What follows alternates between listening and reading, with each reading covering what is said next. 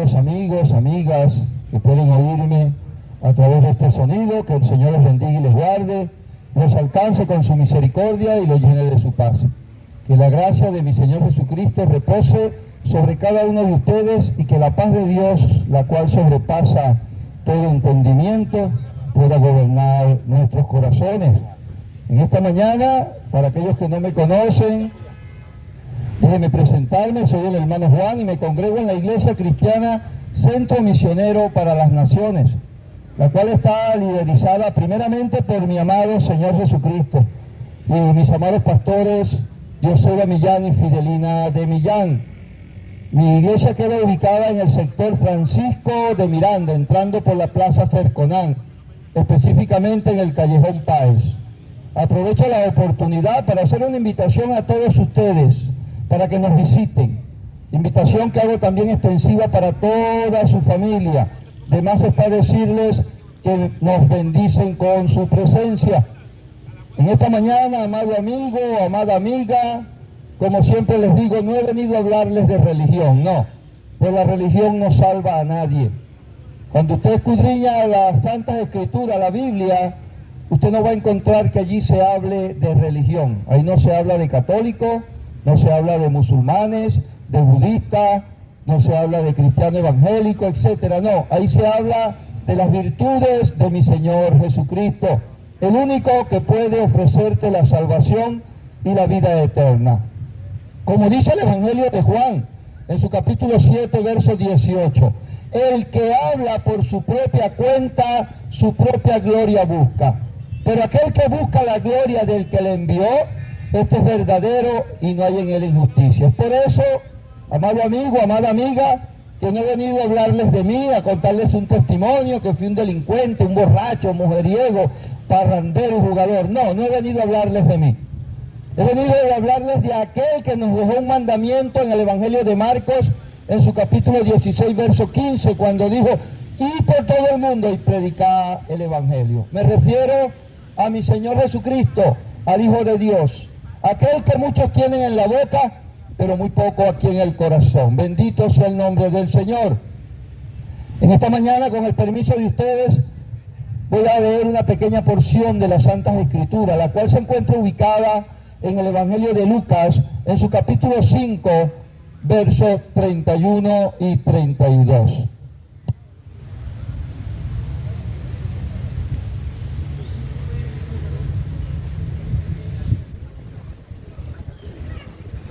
El Evangelio de Lucas, capítulo 5, versos 31 y 32. Y leo la palabra, la cual es santa, bendita y eterna, bajo la bendición del Padre, la autoridad del Hijo y la unción del Espíritu Santo. Y dice así: los sanos no tienen necesidad de médico, sino los que están enfermos, porque no he venido a llamar a justos, sino a pecadores al arrepentimiento. Bendito sea tu palabra, Señor.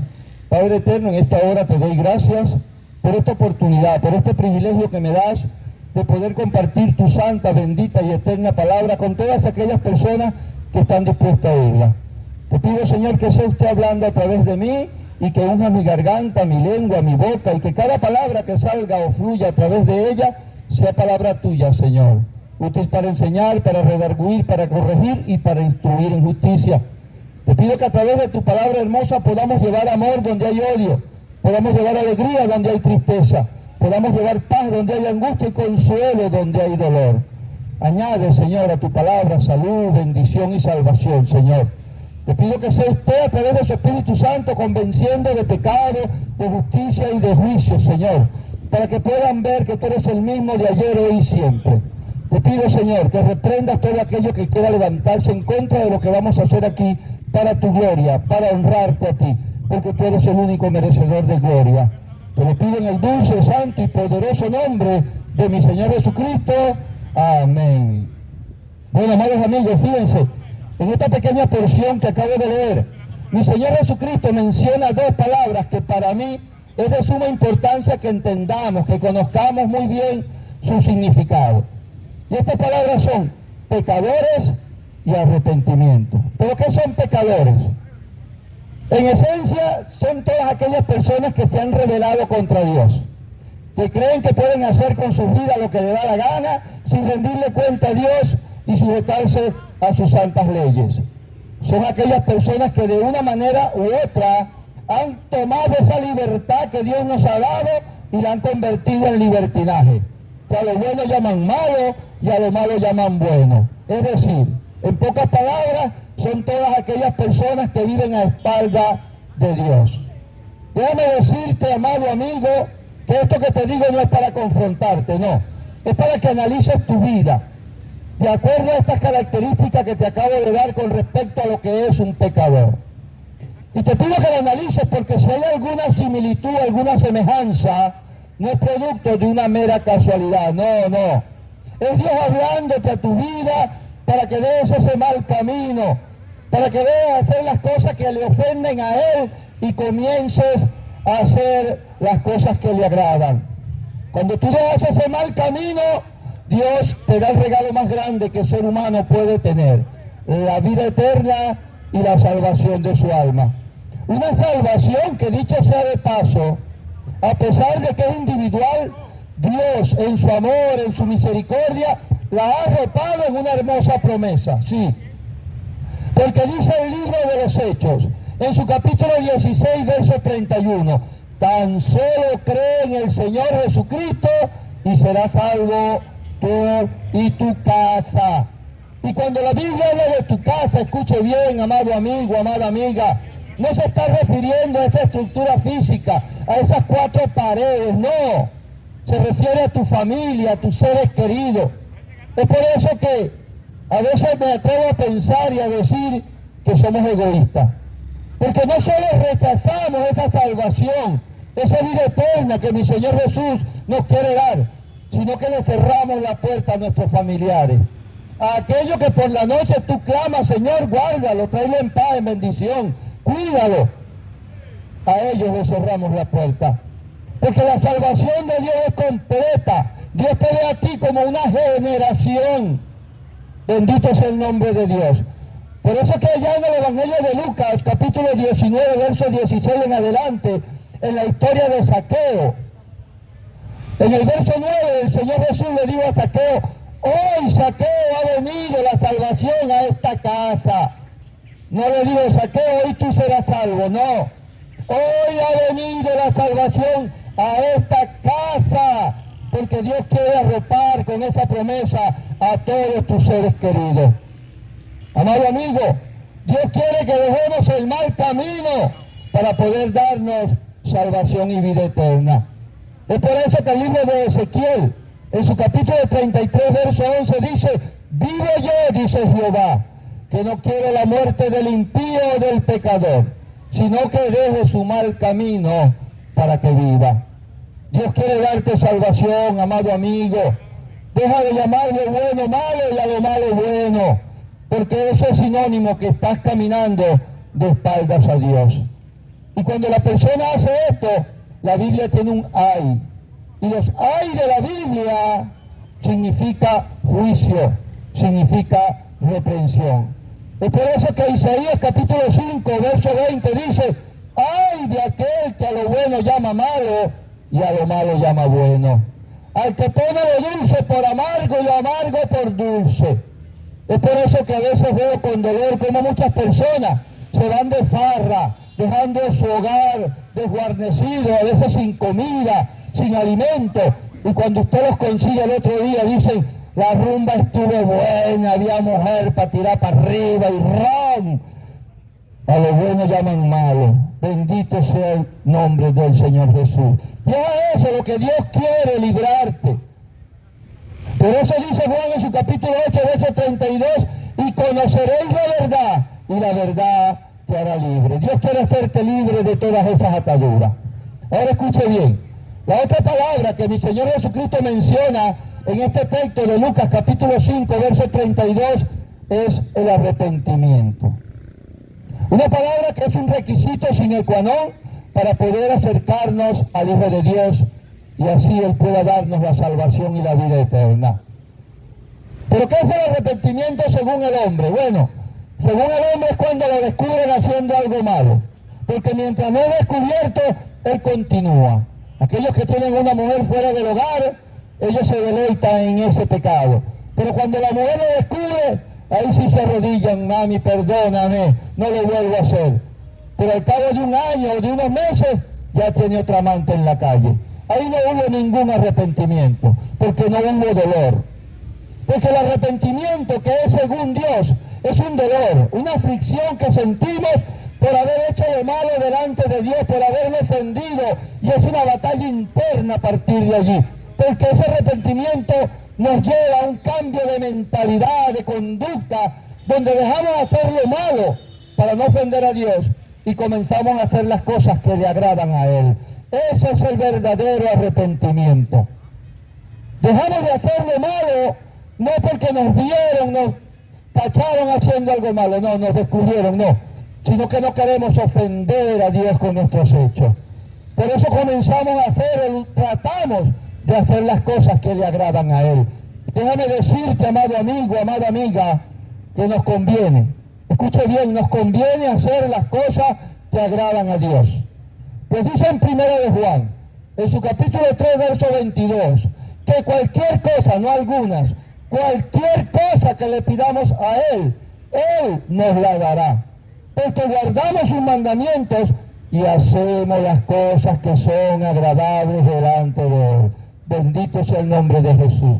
Esto significa que todas las promesas de Dios están supeditadas a la obediencia.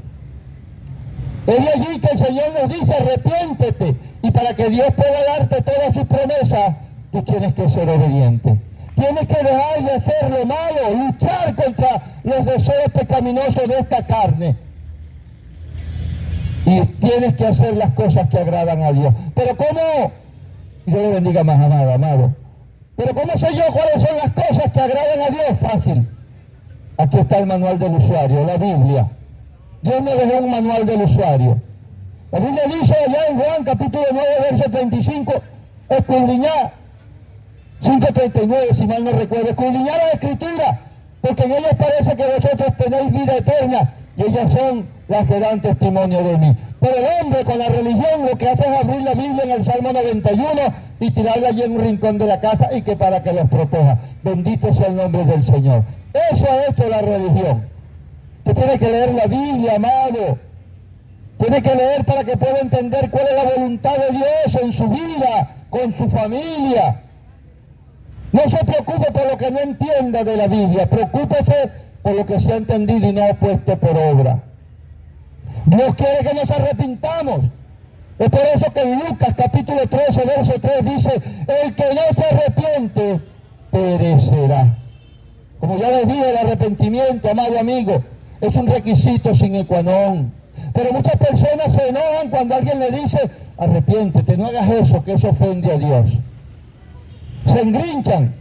Quizás si lo llamo delincuente no se ponen bravos, se echan a reír. Pero si te llamo pecador, ahí sí quieres pelear conmigo, porque te importa más lo que piense la gente de ti que lo que Dios pueda pensar. Amado amigo, cuando a uno lo llaman que se arrepienta, es un gesto de amor, porque no hay palabra más sublime que querer que nuestros familiares, nuestros amigos, compañeros de trabajo se arrepientan de hacer lo malo y puedan obtener la salvación. Bendito sea el nombre de Dios. Pero cuando nos arrepentimos no podemos andar justificándonos. No. Tiene que haber un arrepentimiento genuino, que la gente pueda ver que ya no eres el mismo hombre. Según de Corintios 5:17 dice: si alguno está en Cristo, nueva criatura es. Todas las cosas viejas pasaron, he aquí, todas son hechas nuevas. Tiene que haber una metamorfosis, así como cuando la oruga se encierra en el capullo y cuando sale convertida en una hermosa mariposa, todo el que la ve se sorprende. Así tiene que ser el cambio en la persona, que todo aquel que te vea puede decir: wow, este no era el borracho que amanecía allí en la plaza, este no era el drogadicto que andaba robando de patio en patio. Eso es un verdadero arrepentimiento. Bendito sea el nombre de Dios. La palabra de Dios dice en Proverbios 28:13: el que encubre su pecado no prosperará, pero el que se arrepiente y se aparta alcanzará misericordia. Amado amigo, Dios tiene misericordia. Nos han vendido un Dios que es un viejito que está sentado allá viendo a toda la humanidad, esperando que tú hagas lo malo para tirarse de cabeza en el infierno. Nada más lejos de la verdad. La palabra dice en 1 de Juan, capítulo 4, verso 8, que Dios es amor, no que tiene amor. Dios es amor. Lo intrínseco de Dios es amor. El que tiene amor tiene odio, pero Dios no tiene amor. Todo Él es amor. Por eso te ama y quiere darte salvación. Tanto es el amor que no escatimó ni siquiera a su propio Hijo, el cual envió aquí a la tierra para que padeciese por todos nosotros, para que derramase su sangre preciosa y pudiera limpiarte a ti y a mí de todos nuestros pecados. No hay nada que tú puedas hacer para quitarte la mancha de pecado delante de Dios. Nada. Solamente arrepentirte y aceptar a mi Señor Jesús. Dice Jeremías capítulo 2, verso 22. Ni que te laves con lejía ni amontones, jabón sobre ti. Aún la mancha de tu pecado permanece delante de mí, dice el Señor. Pero también dice en 1 de Juan, en su capítulo 1, verso 7, la sangre de mi Señor Jesucristo nos limpia, escuche bien, nos limpia de todo pecado. Amado, Dios te ama tanto que Él se deleita, escuche bien, se deleita en perdonar, en tener misericordia. Sí, pues dice Miqueas, en su capítulo 7, verso 8 y 19, oh, que Dios como tú, que olvida la maldad y perdona el pecado, no mantendrá su enojo para siempre, pues es un Dios que se deleita en la misericordia. Así cuando usted se come un helado y dice, wow, qué delicia, a Dios le encanta perdonar tus pecados cuando te arrepientes de corazón. Y dice el verso 19, Él volverá a tener misericordia de todos nosotros. Tomará